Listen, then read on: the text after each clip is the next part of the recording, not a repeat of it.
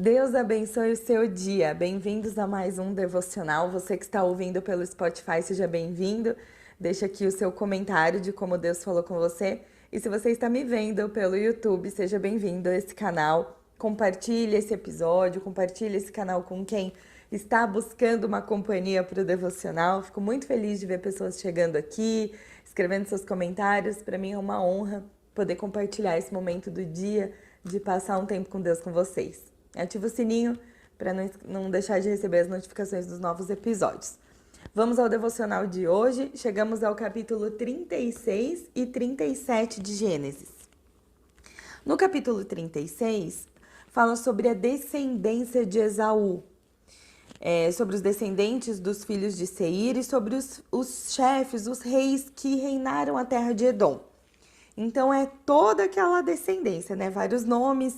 Eu destaco o versículo 6, que fala assim: Esaú tomou as suas mulheres e seus filhos e filhas e todas as pessoas de sua casa, o seu rebanho, seu gado, seus bens e tudo que havia adquirido na terra de Canaã e os levou para outra terra, bem longe do seu irmão Jacó, porque os bens deles eram muitos para habitarem juntos, e a terra das suas peregrinações não os podiam sustentar por causa do gado. Então Esaú, que é Edom, habitou no monte Seir. Esse é o destaque do capítulo 36. No meio de todos os nomes e genealogias, existe uma história que Esaú pega todas as mulheres, família, bens e vai para outra terra. Semelhante à história de Abraão e o sobrinho Ló, vocês lembram? Que prosperaram tanto que a terra não conseguia dar conta de alimentar o gado, então eles tiveram que se afastar. Mesma lição, não é mesmo? Tem momentos que a gente tem que se afastar. E aí chegamos ao capítulo 37. Vai começar a história de José. José, que é filho de Jacó, com a preferida dele, a Raquel. Que o seu coração esteja preparado para acessarmos essa história. Durante os próximos dias nós vamos ver a luta de José e eu tenho certeza que Deus vai falar com você. Então vamos à palavra, o que está na Bíblia, no capítulo 37 de Gênesis. A palavra de Deus diz assim: Jacó habitou na terra das peregrinações de seu pai, terra de Canaã. Essa é a história de Jacó. Quando José tinha 17 anos, apacentava os rebanhos com seus irmãos. Sendo ainda jovem, acompanhava os filhos de Bila e os filhos de Zilpa, mulheres de seu pai, e trazia más notícias deles a seu pai. Ora, Israel amava mais José do que todos os outros filhos, porque era filho da sua velhice, e mandou fazer para ele uma túnica de mangas compridas. Quando seus irmãos viram que o pai o amava mais do que todos os outros filhos, odiaram José e já não podiam falar com ele de forma pacífica. José teve um sonho e contou aos seus irmãos. Por isso o odiaram ainda mais. Eles lhes disse: peço que ouçam o sonho que tive. Sonhei que estávamos amarrando feixes no campo e eis que o meu feixe se levantou e ficou em pé. Então os feixes de vocês o rodearam e se inclinaram diante do meu. Então os irmãos lhe disseram: você pensa que vai mesmo reinar sobre nós? Pensa que realmente dominará sobre nós? E com isso odiavam ainda mais por causa dos seus sonhos e das suas palavras. José teve ainda outro sonho, e ele contou aos irmãos: sonhei que também o sol, a lua e 11 estrelas se inclinavam diante de mim. Quando José contou esse sonho ao pai e aos seus irmãos, o pai o repreendeu, dizendo: que sonho é esse que você teve? Você está querendo dizer que eu e sua mãe e seus irmãos nos inclinaremos até o chão diante de você? Os irmãos tiveram inveja dele. O pai, porém, guardou aquilo no coração. Como os irmãos foram apacentar o rebanho do pai em Siquém, Israel perguntou a José: os seus irmãos não estavam apacentando o rebanho em Siquém? Venha, pois vou mandar você até eles. José respondeu: eis-me aqui. Israel continuou: vá agora e veja se está tudo bem com seus irmãos, com o rebanho, e traga-me notícias. E enviou até o vale de Hebrom, e ele foi a Siquém. um homem encontrou José, que andava errante pelo campo, e perguntou: "O que você está procurando?" E José respondeu: "Estou procurando os meus irmãos. Por favor, pode me dizer onde eles estão apacentando o rebanho?" E o homem respondeu: "Foram embora daqui. Ouvi quando disseram: Vamos a Dotã." Então José seguiu atrás dos irmãos e os encontrou. De longe eles o viram, e antes que ele chegasse, conspiraram contra ele para o matar. Disseram uns aos outros: "Lá vem o grande sonhador. Venham agora, vamos matá-lo e jogá-lo o corpo numa dessas cisternas. Diremos que um animal selvagem o devorou. Vejamos que em digamos, vejamos em que vão dar os sonhos a ele." Mas Rúben, ouvindo isso, livrou-o das mãos deles e disse: "Não vamos tirar a vida dele." Rúben disse mais: "Não derramem sangue. Joguem o rapaz na cisterna que está no deserto e não lhe façam mal." Rúben disse isso para o livrar deles, a fim de levá-lo de volta ao seu pai. Mas logo que José chegou aos seus irmãos, despiram-no a túnica talar de mangas compridas que trazia, e o jogaram na cisterna. A cisterna estava vazia, sem água. Depois disseram-lhe: Sentaram-se para comer. Levantando os olhos, viram uma caravana de ismaelitas vinha de Gileade. Seus camelos traziam especiarias, bálsamos e mirra, que levaram para o Egito. Então Judá disse aos irmãos: "O que vamos ganhar se matarmos nosso irmão? Depois de escondermos a sua morte, venham, vamos vendê-los aos ismaelitas. Não lhe façamos mal, pois é nosso irmão, é do nosso sangue." E os seus irmãos concordaram. E quando os mercadores midianitas passaram, os irmãos de José o tiraram da cisterna e o venderam por 20 moedas de prata. Meu Deus. Os ismaelitas levaram José para o Egito. Então Rúben voltou à cisterna, eis que José não estava mais nela. Ele rasgou suas roupas e voltou aos irmãos, dizendo: "O rapaz não está mais lá. E agora o que eu vou fazer?" Então pegaram a túnica de José, mataram um bode, molharam a túnica naquele sangue e enviaram a túnica ao pai com um recado: "Achamos isso. Veja se é ou não é a túnica do seu filho." E aí ele reconheceu e disse: "É a túnica do meu filho. Um animal o devorou, certamente José foi despedaçado." Então Jacó rasgou suas roupas, vestiu o pano de saco e lamentou o filho durante muitos dias.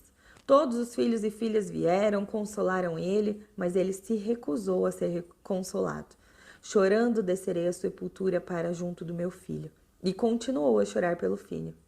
Enquanto isso, no Egito, os medianitas venderam José a Potifar, oficial de Faraó, comandante da guarda. Amém. Que história, né? Que Deus fale ao nosso coração nessa manhã. Queridos, a primeira coisa que chama a minha atenção na história toda de José é sobre ele contar o sonho, sabe? Como a gente tem a péssima mania de falar dos nossos sonhos para as pessoas. E pessoas que às vezes não andam com Deus, pessoas que não têm a mesma fé que você, pessoas que vão duvidar do seu sonho. Isso já aconteceu comigo. Então José vem nos ensinar que quando você tem um sonho, um desejo do seu coração, que foi Deus que plantou ele no seu coração, porque você sabe a diferença, né? Aqueles sonhos que você não deixa de pensar nele, que Deus queima ele no seu coração, sabe? Isso não deve ser dito. Isso não deve ser dito às pessoas, porque as pessoas às vezes vão duvidar, vão lançar palavras contrárias. E no caso de José, tentaram matar ele por causa de um sonho. Mas sabe, durante toda a história que a gente vai ver, José tinha um sonho. José tinha um sonho que Deus deu para ele, que ia terminar tudo bem, que ele ia reinar sobre a terra, que as pessoas iam se prostrar diante dele. Então tudo que ele atravessava, todo o processo, era só um processo para chegar no sonho final. Você tem uma promessa no seu coração. Todos nós temos a promessa de vida eterna. Todos nós sabemos que no final vai dar tudo certo. A gente já leu o último capítulo da Bíblia, né? A gente sabe que vai dar tudo certo. Até lá vai ter algo que a gente vai ter que enfrentar. Até lá vai ter situações que vamos ter que vencer. E aqui não foi diferente.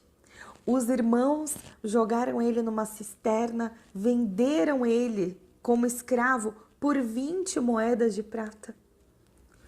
Olha isso, a vida de um irmão valia 20 moedas de prata. Só que mal sabiam esses irmãos que aquilo que eles estavam fazendo estavam contribuindo para o sonho realizado de José. Porque naquele momento, Deus estava forjando o caráter de José. Deus estava preparando a vida de José para o que ia acontecer, para o que ele ia viver. Então, Deus, ele transforma maldições em bênçãos. Ele transforma cisternas, poços que somos jogados em trampolim para o que ele tem para nós. Mesmo que os sofrimentos nos atingem, que muitas vezes são consequências até das nossas más escolhas, né? Como aqui, talvez, José fez uma má escolha ao contar do seu sonho para os irmãos. Mas tudo é plano de Deus, não é mesmo? Mas mesmo que você esteja passando por sofrimentos, por consequências das suas escolhas, Deus está sempre disposto a transformar tudo para a misericórdia, para a graça dele. Deus, ele disciplina os filhos que ele ama. Às vezes, querido, isso que você está atravessando é só um processo de disciplina. Esse é um recado de Deus para o seu coração. Que você saiba que você pode estar só sendo forjado numa fornalha da aflição. Mas saiba que você é filho. Saiba que você pode estar sendo construído para sair desse poço direto para a mesa do banquete de Deus. Você tem um sonho? Então mantenha ele vivo no seu coração. Não permita que nada nem ninguém te diga que não é capaz ou que não é possível de realizar. Porque Deus é o Deus do milagre. Deus é o Deus do impossível, do improvável. E se Ele quiser, Ele faz acontecer. Para a glória do nome dEle, não pela força do nosso braço. Eu quero orar por você. Deus, obrigada, Senhor. Obrigada por mais um dia, mais uma lição. Obrigada, Pai, por nos mostrar que às vezes é necessário que a gente saia de perto de algumas pessoas, às vezes até da nossa parentela.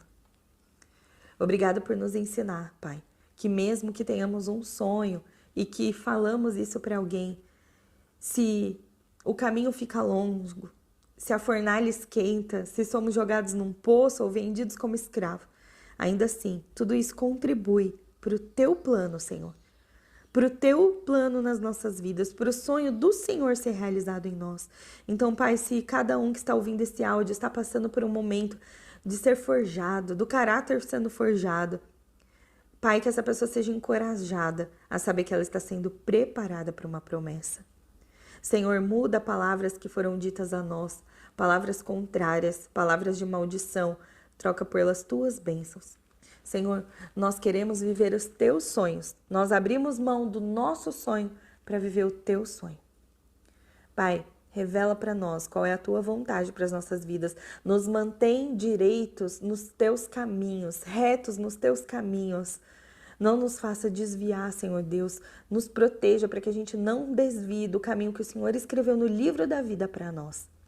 Fortaleça essa nova semana desse irmão e dessa irmã que está ouvindo esse áudio. Guarda essa pessoa onde ela estiver, Senhor.